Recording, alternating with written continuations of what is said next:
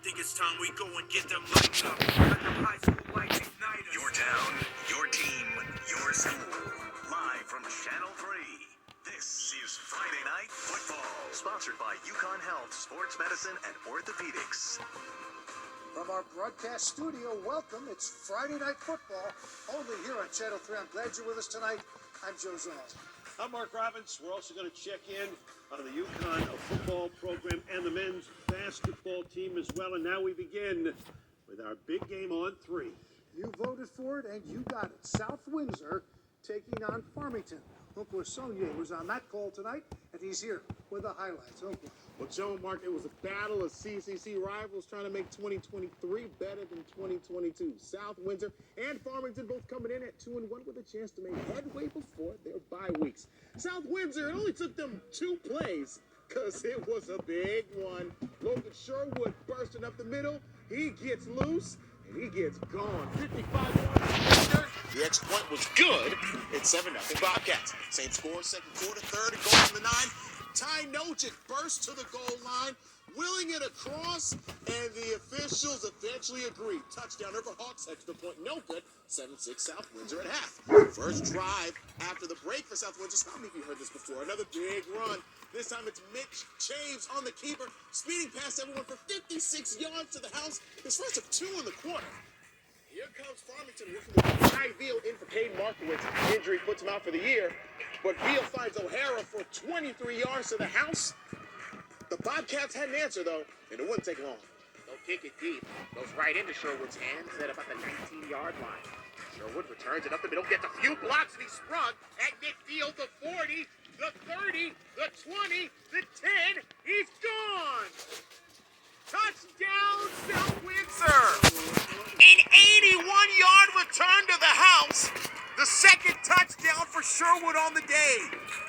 A powerful running day. The Bobcats going to win 28-12. And now fitting on National Coaches Day that it would be head coach Dave Hodge of South Windsor telling us how they turned it up after halftime.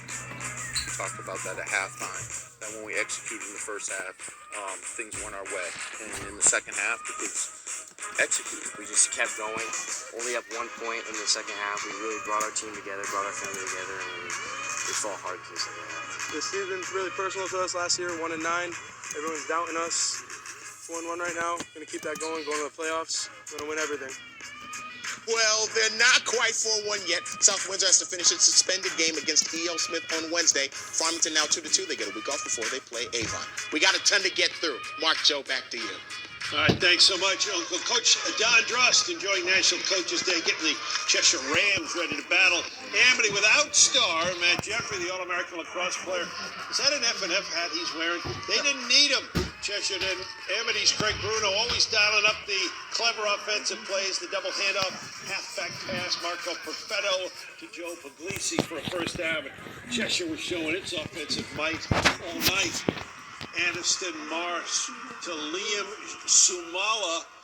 Big pass connection there to Jam Student Body supporting breast cancer awareness. Having a blast in this one. 3rd and 22. How about Marsh on the screen to Jeff Gonzalez, who's going to shed tacklers, swarm his way for 24 yards and a first down, and 4 plays later set himself up. From the 5, slithering in, Cheshire rolls over Amity. 41-6 is your final. Wow, out to Glastonbury, a Pink Out fundraiser to fight cancer. Number 4 in the state, Maloney. Their one loss to number 1 in the state, Greenwich. So it was the first drive for Maloney. The quarterback, Ethan Dudinsky, throws a quick short pass to Marcus Ward, and watch what he does. All the way down the sideline, and Maloney has an early lead. We're celebrating coaches tonight, Eric Hennessy and Kevin Frederick. High school football fans around the country on National Coaches Day grateful. Did you know that it's not on the wax is not only a channel, a sub-channel of Channel 3, but it's also a science part. Yeah. All right, John, I'm going to be honest with you and the folks out there. Timing is everything. Mine in West Hartford was off tonight. Southington led Conard 52-14 at halftime. That's when I got there. All right, but credit the Red Wolves of Conard for a spirited effort in the second half. shutting down Southington's powerful offense. Countered with a couple of early touchdowns in the first half. Couldn't muster anything after that. And, well, that's how you wind up with a 52-14 score at the half and a 52-14 score at the end of the game as Southington gets the victory. All right, the Hartford Public Owls, home with Colin, the Eagles trying to get to 4-1.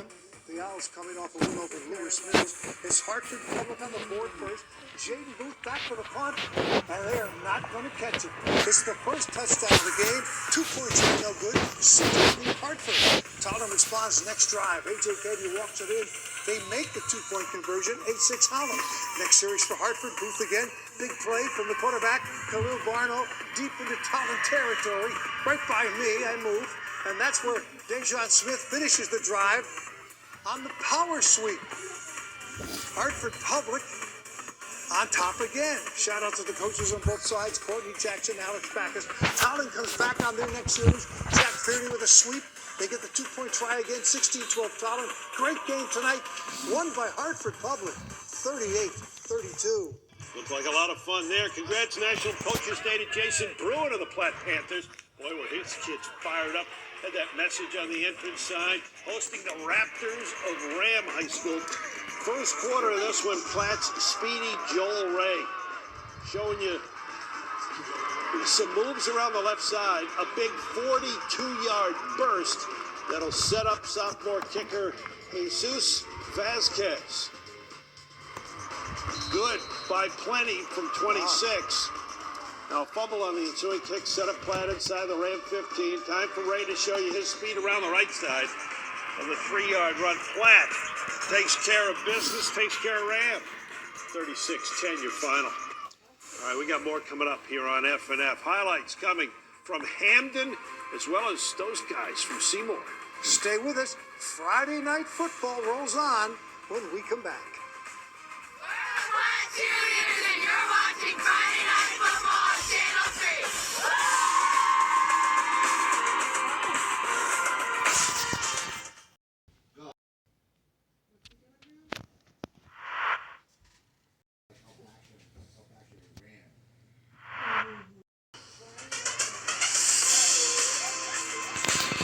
Welcome back. It's week 5 already of Friday Night Football. I'm Joe Zar. I'm Mark Robinson. Remember, you can see all the highlights from this season on our website, WFSB.com, as well as the Channel 3 app. And now we get back to more highlights. West Haven on the road against Hamden, a great CIAC game of the week on our sister station, WWAX. All the Blue Devils. How about first quarter for Nick Conlon on the roll? DeMarco Eady making that leaping catch for the touchdown as West Haven takes the lead on the road. Later, it's Conlon.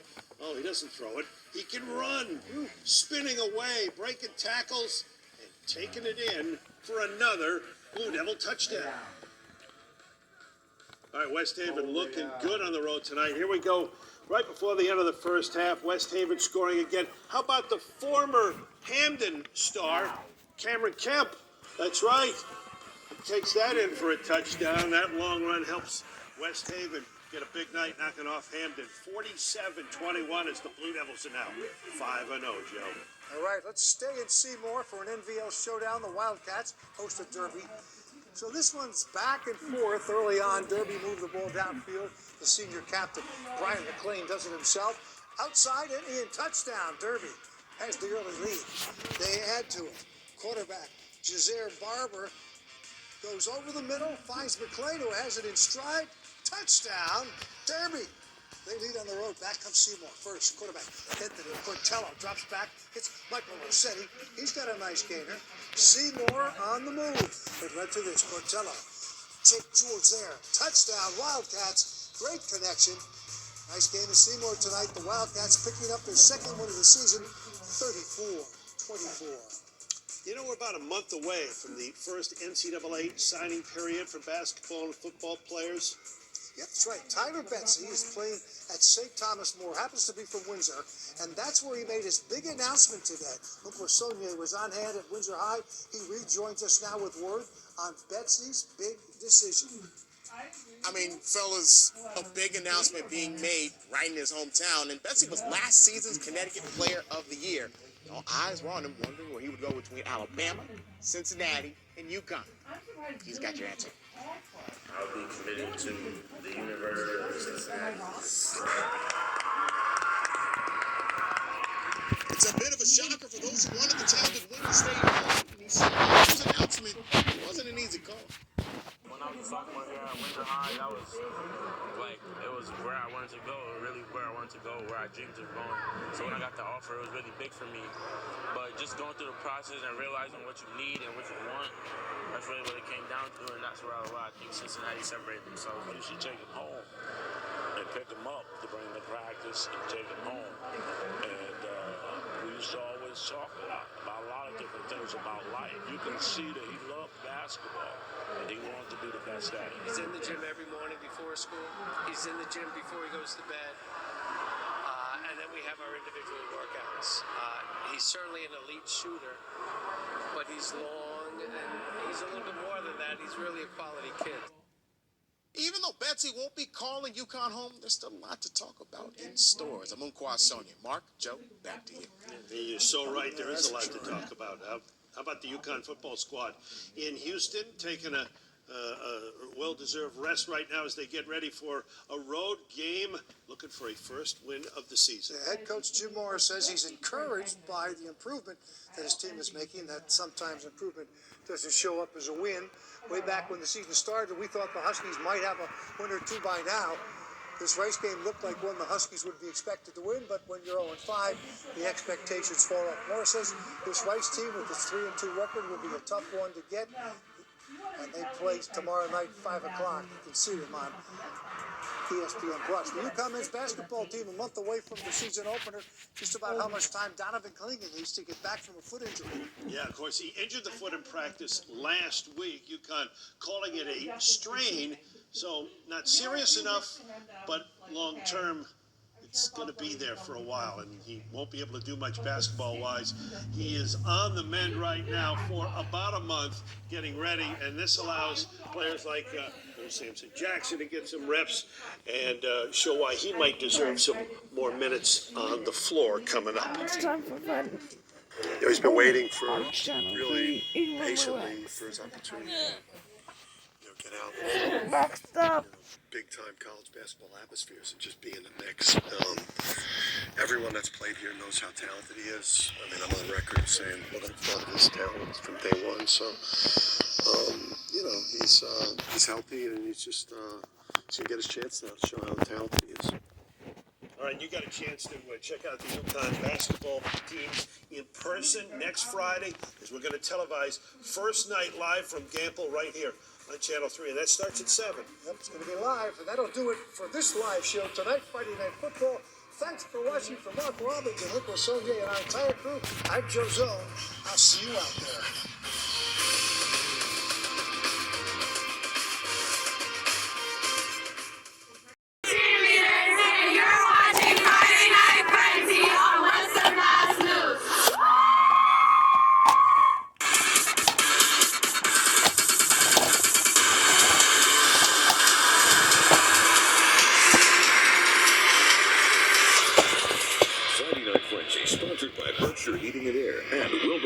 Munson Academy.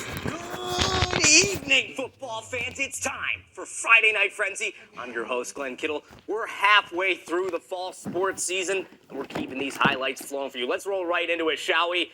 We've got the Commerce Raiders hosting the Hoosac Valley Hurricanes on Thursday Night Football. The first kickoff of the night, fielded by Hoosac Valley, is bobbled and pounced on by a platoon of Raiders. Put Commerce in the red zone. Davion White is going to take the handoff for Commerce, and a couple of plays after the Raiders recover it, gets in for the score. Commerce up 6-0 after a missed 2-point conversion. Doing? I'm doing Friday Night Football and Friday Night Frenzy. Friday Night Frenzy? Yeah. Yeah, Friday Night Football was on Channel 3. Friday Night Frenzy is on Western in the winter and springtime on WFSD also. Now Commerce going to find themselves back on offense. This time Nate Ficone as soon as he saw the puck, Johnson who waits right by he's like, Isaac Campbell. He gets in there for 6. Commerce going to be looking for the two-point chatting conversion away. after the And he's like, touchdown. you know him? I'm like, oh, This I one's know gonna be him for a run long up the time. middle to Julio He used to Ramos. play with Andrew Puts and Commerce up hockey. 14-0 before the half, but don't let the highlights fool you. He was saying that comes back in the second half for a wild everybody's comeback. doing good. I'm gonna watch 23-7 muted. Moving to Agawam, and Noah the Beavis. Brownies hosting the Northampton Blue Devils. I guess Starting so off the there's, like, game with the different Brownies levels. run by Nicholas Ugolini. Gets Yeah, there's outside, looking three to pile level up and dragged out of bounds dresses before he can get in there for And 6. he made the Maxwell higher Holloway, one. he's going to finish the job. And then, Quarterback run up the middle, getting through Gabe the is Blue playing on a Devils, lower one. making it 7-0 And for then, Agawam. Northampton on the I guess ball. Caden Marty might have Maslowski played finds PCL. Marcus Oquendo. So they're for the going Blue for Devils tests for first that, down. so he hasn't been Brownies make it back to the goal line. This time it's Ugolini for his score. Brownies going to find themselves in the red But I'm zone wondering, though, I again. don't think it's, you said it's a higher Holloway. level. I don't think it's a He's higher looking level. deep, pump I think face, his is a throws half downfield into And I double think coverage, and it's picked off by Sincere Gabe is a Martinez. Gets the ball back for the Blue Devils. Northampton on offense after the pick, but the Brownies answer back with a pick of their own from Blake Milton. Stretches out for the acrobatic play. That pick gets Agawam back on offense, and Maxwell Holloway barrels in for 6, and the Brownies beat Northampton in a blowout. Final score on that one, Northampton 0, Agawam 41. The Chicopee Pacer fans dressed in pink for Breast Cancer Awareness Month. Pacers facing off against Putnam. First quarter, Chicopee with the ball. Putnam's Alzwan Love gets through the line and picks up a sack for the Beavers. Later on in the first, still no score. Putnam's Alzwan Love takes the handoff and picks up the first down and then some, barreling through a defender. He's finally brought down. First and goal for Putnam. Xavier Germain gets the ball, bouncing off a few Pacers and gets in for 6. Check out that young man get hyped up. We love to see it. Adore Jim. Jimbo. Gonna go But for 2. it's telling when he's Nathan running the Feliciano DSL drops back, and passes his to two Pedro boys are not Rivera playing over the in it. middle. Hang on a second. Great defensive prowess from Andrew him. goes to a public They're gonna charter recover school in Putnam Chicopee. ball. So it's Very nice play. Chicopee Public Chicopee School. gets the ball from Putnam, and the And ball because he does not is go to back to higher them. club, The final score in this or one, any Putnam's of the gonna win schools it. that they allow Final to score, play off, 24, you can't play for Chicopee, them. 14. She's like, West that's side of Long Meadow Girls Soccer, Natalie Matz from 25 yards out, saved by Chloe Lazier. Kylie Sokolov's Like, follow-up if wide from Dimitri 6 wants yards to play out. high school hockey, Now we're going to go to the you live goal in kick after Agawam, that your previous best bet miss. is to see if That one's going to go to will pull up. Sophia Siaglo. Go back to the foot. Sokolov uses her pace, pass a defender. He's looking to put the shot on goal, but Lazier gets to ground. Good save for the Terriers. Oh, I agree. Long Meadow again in possession. Siaglo slices and dices through the midfield, gets the pass to Matt. She's going to try and square it. That one's off Claire Summers and off the post. Eventually cleared out by the Terriers. Got a corner kick after the previous play. Marley Ducarme centers it beautifully for the head of Gracie DeStefano into the top left corner. And that's going to be the winner for the Long Meadow Lancers. Final score in that one, Long Meadow 1, West Springfield 0. Nothing to put on his college Sponsored by application Berkshire Heating and Air for Conditioning clubs, of West extracurricular Springfield. activities outside of hockey. It would be nice if it's a high school hockey, because then it just ties that to being active in his high school. Falcons. No love That's lost between these two it. programs. Both teams And talking that's that why I've trash as they insisted, were like, warming up. You love to see if that on they Friday get, Night if they're Frenzy. allowed to join National Draws Honor on Society, offense. Their first drive of the game is going to result in a like, pick it's for not Central by negotiable. They have Jason to do it. Williams. 2 reasons. Gets the home It's good fans on your rocking college in this one. application, Central and they makes give it a down heck the of field a to the lot of end zone, and scholarships. freshman quarterback Dara Stain finds junior Matthias Barber over the middle. Makes it look easy for the opening score. Central for the 2-point conversion in the Wildcats. Jason Cox making it 8-0 Central with about 6 minutes left in the first. Central back in the red zone. Stain looks to the flats for Dwayne early on the screen. Who gets another touchdown for the Golden Eagles. Another 2-point conversion makes it 16-0 near the end of the first quarter. Minute jogs on the kickoff, trying to fight back. That's Alex Bartlett. He takes it out of the air and has some room to run up the middle. Eventually, he's taken down by a Golden Eagle. Getting down in Springfield Central territory. Moving on to the second quarter, Central breaking down the Falcons defense. Stain gets the breadbasket toss to Barber. Makes it 22-0 early in the second. Barber's second score on the night. Another offensive possession for Central. The ball is up and picked off by Noah Braithwaite for the Falcons. He'll get the pick and then some. It's called back in Golden Eagle territory. Dogs Nick Petrakis kicks up and it's good. Gets their first score of the night, making it 22-3 with about 2 minutes left in the first half. Central in the 2-minute drill. Stain looking deep to Dwayne early. He's right on time for another Central score. Springfield Central goes on to win in the blowout. Final score, Central 38, Minichog 10. Friday Night Feature sponsored by Wilbraham and Munson Academy. Now scoring 100 goals in